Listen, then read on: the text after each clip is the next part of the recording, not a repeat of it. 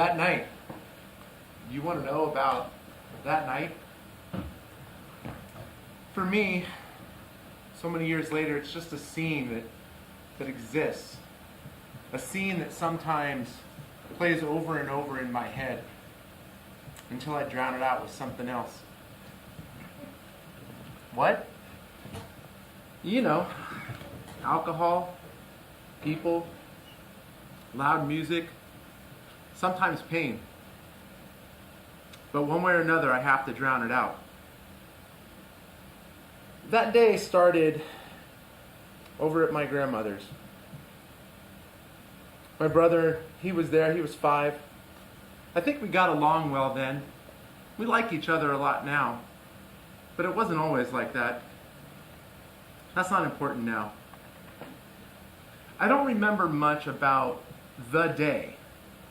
I probably just did normal kid stuff. You know, playing in the apartment playground, things like that. I do remember this funny thing about my grandmother though. She loved having English muffins with cream cheese at 3 o'clock. Every day at 3. English muffins with cream cheese. It's weird how I remember that. Anyway, we had a normal day just like any other. That night we slept over. It happens sometimes, every other weekend or so. I don't know what time it was, but I remember being awoken by a loud knock at the door. The room that I was in the back, so I couldn't hear much, but I remember distinctly hearing my older brother cry. Yeah, my older brother. I was 7. It was actually his 16th birthday. Before this, it's almost like he's a character in a novel. He's there, you know he's there, but there's been no development. Just his presence. However, that day, his pain made him a lead character. I could hear people talking, but most of all I heard him crying. A deep, sobbing cry.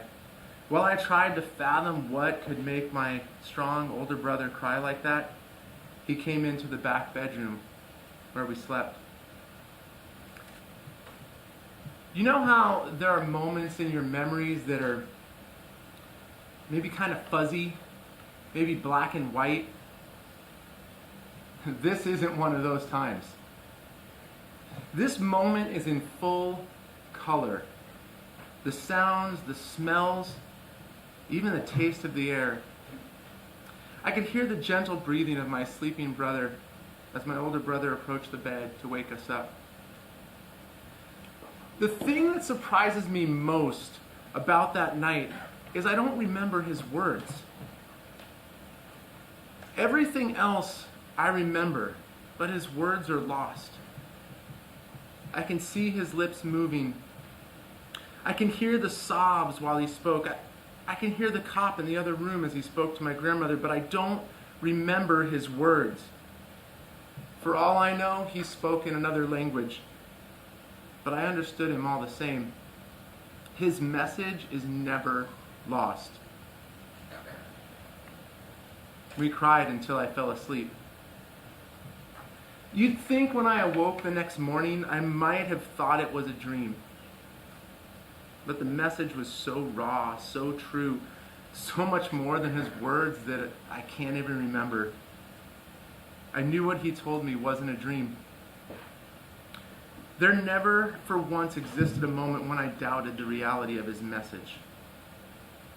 Maybe it's like being in a storm, the rain, the cold wind blowing on your wet skin, the sound of the car tires driving by on the wet street.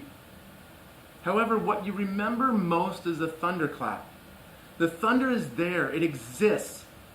All that it embodies exists with it. The thunder has a message, and we know the thunder means the storm has arrived. My brother's message was a thunderclap. That night, my mom died.